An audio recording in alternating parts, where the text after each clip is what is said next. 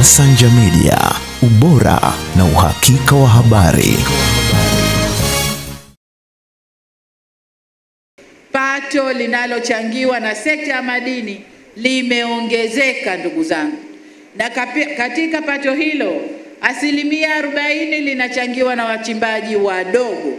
Kwa hiyo tutaendelea na wachimbaji wadogo, na ndicho kipaumbele chetu, ili vijana wetu wa Tanzania wamiliki uchumi wao wenyewe.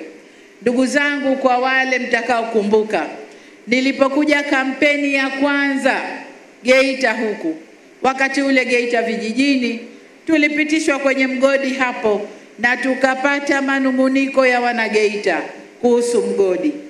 Na wakati ule nikasema Mungu ameiumba dhahabu ndani ya Geita, hiyo ni mali ya wana Geita, ichimbwe kwa faida ya wana Geita.